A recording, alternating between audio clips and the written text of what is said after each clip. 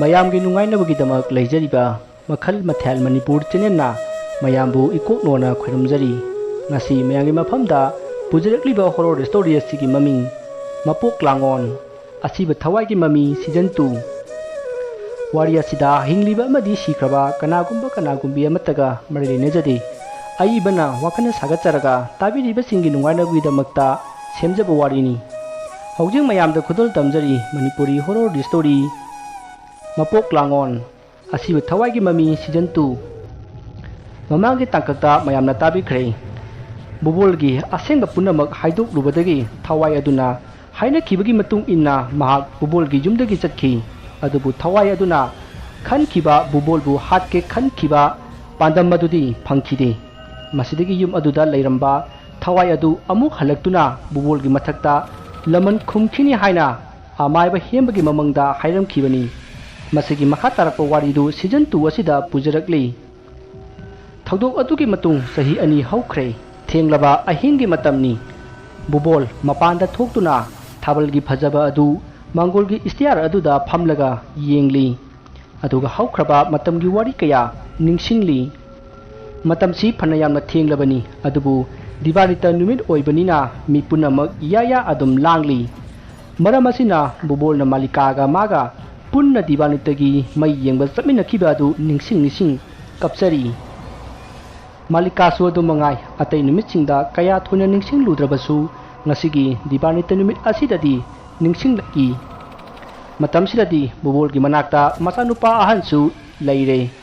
machanupidi mamaga leiminagani haiduna leikhri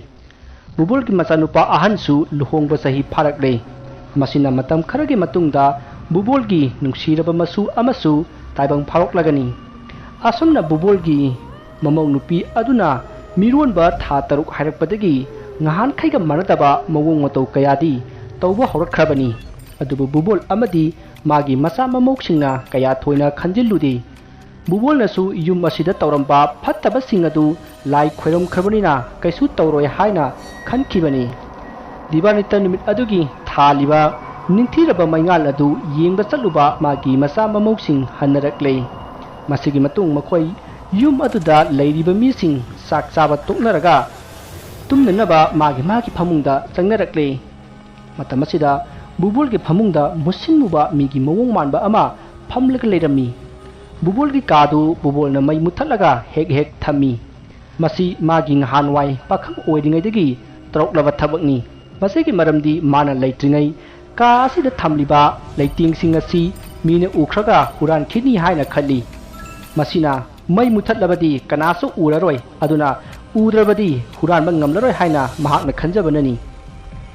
bubolna magi ka adu musinmuba posak ama phamungda phamlaga leiramba aduda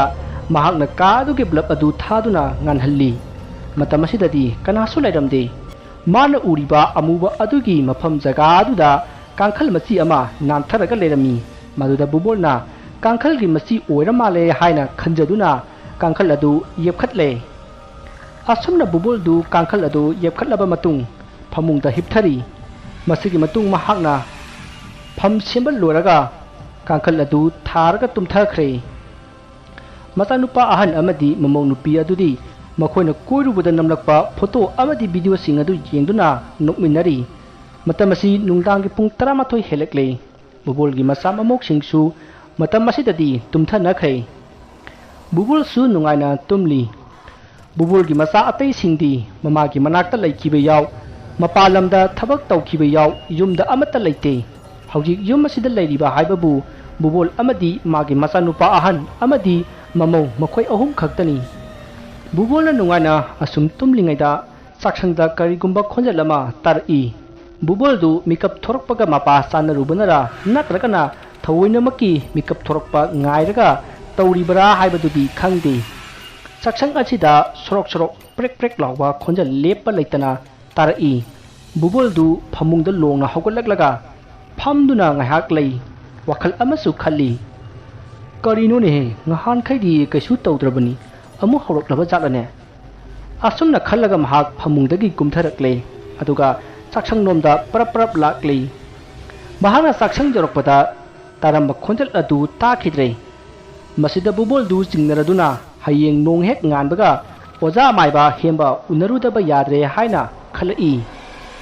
asumna khallingai khonjal adu amukasu tarai handakti khonjal adu yam nakna manakta lairiba upu masa aduda tarai asida bubolna tapna sangchillaklaga upu adugi thong adu tapna hangdorai matam asida makhoi ki yumda loijaba hogdong adu phat chongthorai hogdong aduna phat chongthorakpada bubol du khangprek khangna tung handuna ningang jairaga tusali masida hogdong adu khongduna bubol gi manakta sangchillai bubolna hogdong aduda nanbiraga hais arangbi nang oire aidi mihunga a yawroredana masi hairaga upu adu thongdon chali tanja aduda bubol gi machanupa ahandu parprap laklaga kaidorage pabung haina hangi masida bubolna kaisu tawdeda hogdong arangbi se upu manungsida sorok prek torokpa aduda aina hangdok lubada phanlauna chongthoraklibani masida machanupa aduna o aina khaline ngasidi chak chaba laktena madi upusida leibagi wede asumna mapa masa wari sanaraba matung sakchangdagi thorakle aduga magi kada changnakhrei tanja aduda sakchangda leiriba hogdong adu sakchang aduda koina asum chatlamlaga khanghaudana mangki tawriba asi bubol amadi masanupa ukhide makhoi magi kada changnaduna adumak tumnanaba honnakhre adubu bubol nadi upu manungda hogdong aduna karamna changnam libano haina khalami asumna maha khanna adumak tumthaki nakan amadana bubol ga nupi malika gi mamangda onthokpa mamang ama mangrakhi mamang aduda mahaka bubol gana phamlingaida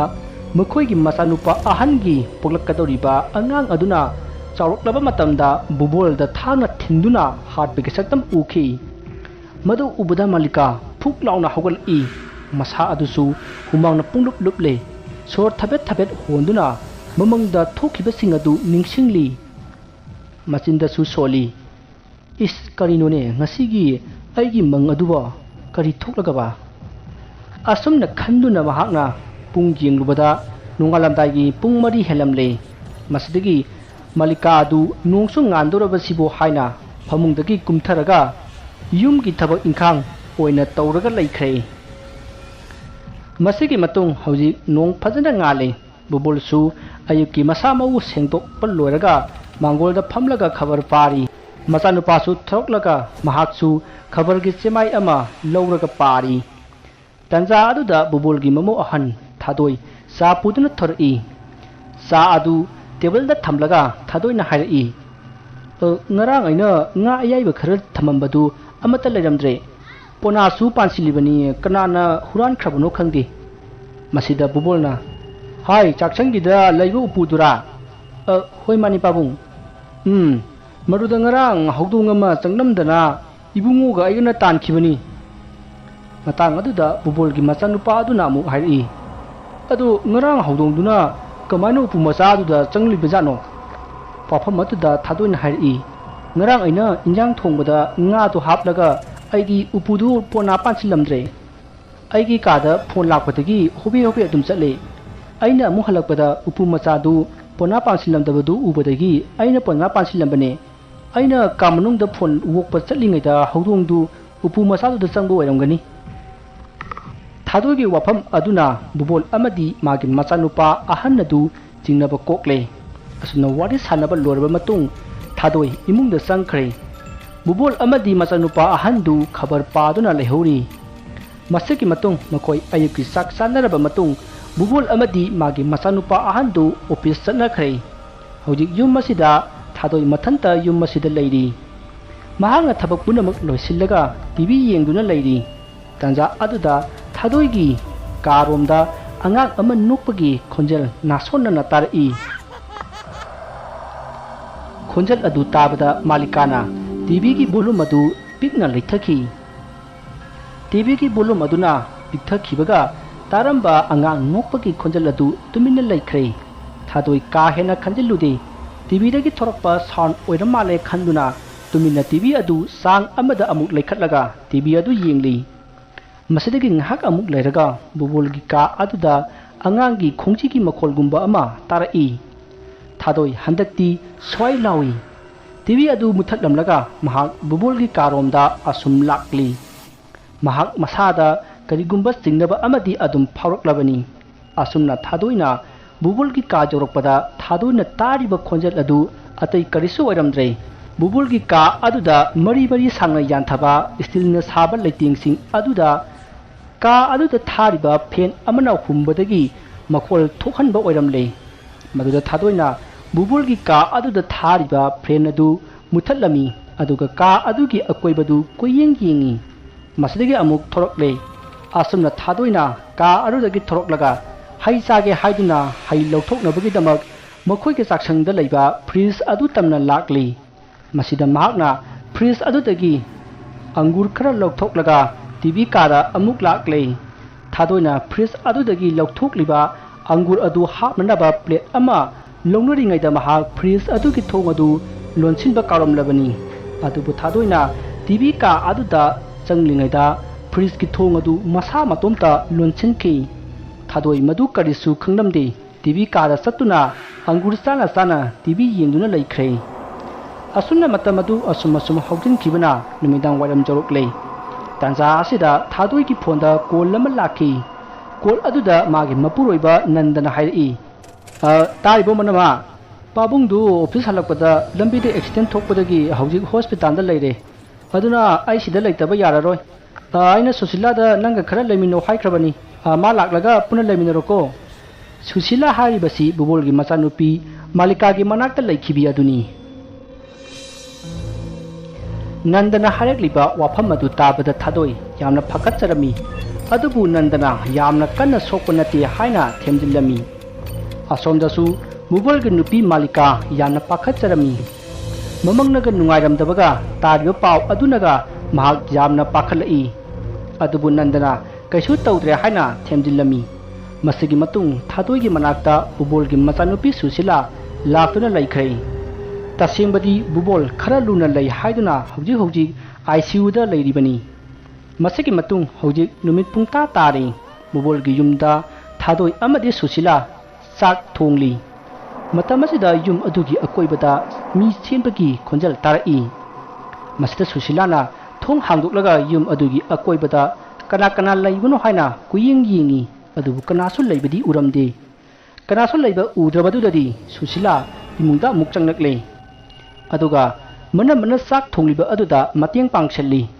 sak thongna susilana thadoida hairi inama ngan kaisu adum tawro sibo thadon ingangna ha karibo kaino inama hauji yumki akoibada dungdung chembagi khonjal taridudi o aduburo ngan kaisu tawe ado ngan kaidi ahing kumda tawbune ado ngasidi nganta tawre kaino haisibu inama adu laina haridubo lightinga khurba yadro as karigi laino da yumthangna bagi huileri sidi asigi huisina chembagi ni inama huina chembagi ni haisibu inama bu urabo aidi udriye noi tamona haibne ngahansu mana thoklaga yengbada yumthangna bagi huise chakhibu ui haye o adu inama akhogi pabungdi wafamse khangkhrabo mana kari haige madi khangdabane madi sak he tokpaga adum tumthakibane akhoi TV yenglaga lehobonina adum tabagi walida adu inama tamuna pabungda hajido karigino haihelu yadro as susila yam khanjiluno kashu taroida thadoina susilagi wafam adu yamna hena khanjin khide thoksaramde adubu susiladi mama malikana haibadagi yumasida laigi oiba thawdok ama thoki haibasi khanglabani adubu thadoidi khanglamde aduna susiladi yumasida tinganingai oiba muung ama torokpada mahak laitaba ngamlamdi adubu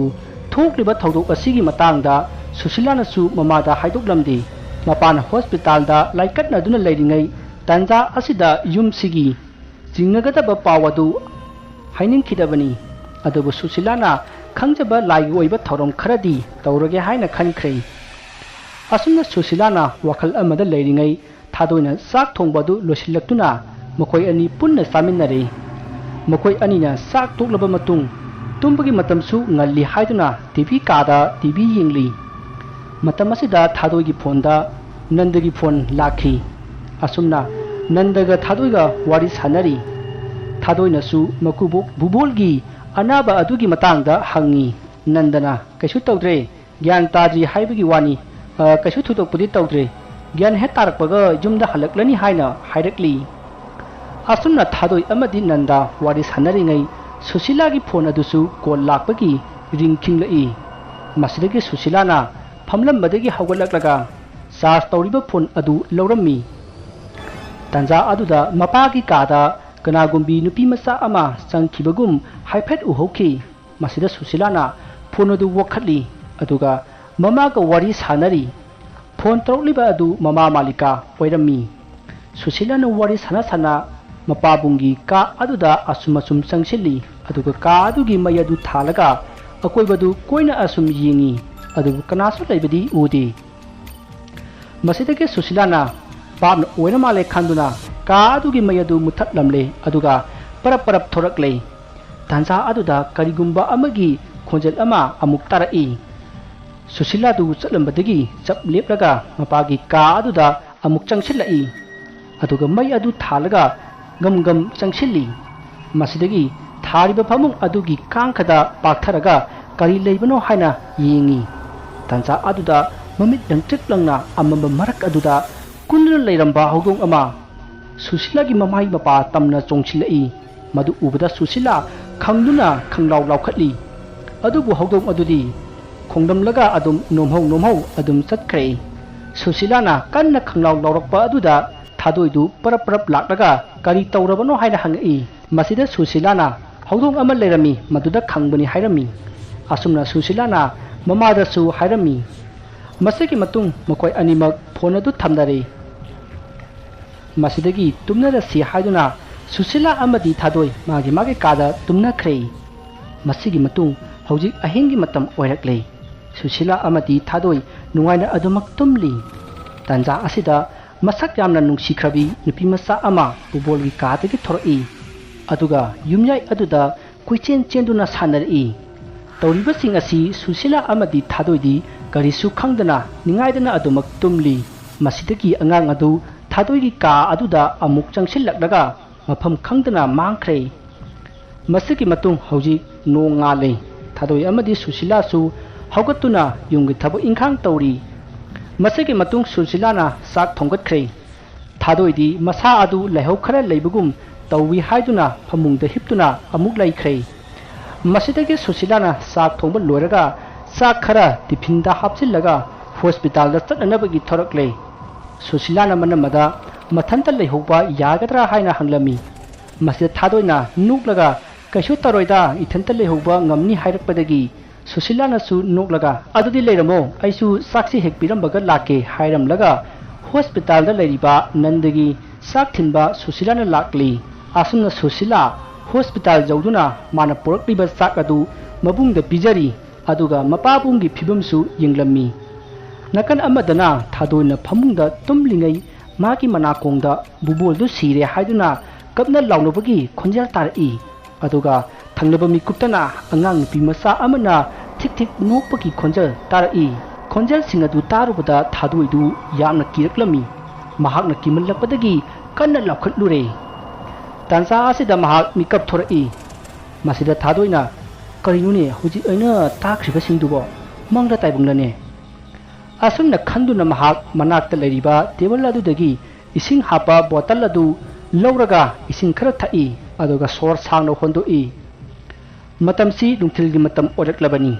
ꯃꯁꯤꯗꯒꯤ ꯁꯨꯁꯤꯂꯥꯁꯨ ꯌꯨꯝꯗ ꯍꯜꯂꯛꯂꯦ ꯁꯨꯁꯤꯂꯥꯅ ꯍꯜꯂꯛꯄꯗ ꯊꯥꯗꯣꯏ ꯑꯗꯨ ꯃꯁꯥꯗ ꯅꯨꯡꯉꯥꯏꯕ ꯐꯥꯎꯖꯩ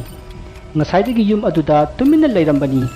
ꯑꯗꯨꯕꯨ ꯁꯨꯁꯤꯂꯥ ꯂꯥꯛꯂꯒ ꯋꯥꯔꯤ ꯋꯥꯇꯥꯏ ꯈꯔ ꯁꯥꯟꯅꯕꯗꯒꯤ ꯃꯍꯥꯛ ꯋꯥꯈꯜ ꯈꯔ ꯅꯨꯡꯉꯥꯏꯖꯔꯤ ꯃꯁꯤꯒꯤ ꯃꯇꯨꯡ ꯁꯨꯁꯤꯂꯥꯅ ꯆꯥꯛꯁꯪꯗ ꯆꯪꯂꯛꯇꯨꯅ ꯆꯐꯨ ꯎꯌꯥꯟꯗꯨ ꯐꯦꯡꯗꯣꯛꯂꯝꯃꯤ ꯃꯁꯤꯗ ꯊꯥꯗꯣꯏꯅ ꯀꯔꯤꯒꯤꯅꯣ ꯆꯐꯨ ꯎꯌꯥꯟ ꯐꯦꯡꯂꯤꯁꯤꯕꯣ ꯍꯥꯏꯅ ꯍꯪꯉꯤ ꯁꯨꯁꯤꯂꯥꯅ ꯍꯣꯔꯦꯟ ꯂꯥꯏ ꯈꯨꯔꯨꯝꯅꯕꯒꯤꯅꯤ ꯍꯥꯏꯔꯝꯃꯤ ꯃꯁꯤꯒꯤ ꯃꯇꯨꯡ ꯍꯧꯖꯤꯛ ꯅꯨꯃꯤꯠ ꯄꯨꯡꯇꯥ ꯇꯥꯔꯦ ꯁꯨꯁꯤꯂꯥꯅ ꯆꯥꯛꯁꯪꯗ ꯆꯥꯛ ꯊꯣꯡꯂꯤ ꯃꯇꯝ ꯑꯁꯤꯗ ꯊꯥꯗꯣꯏꯅ ꯍꯥꯏꯔꯛꯏ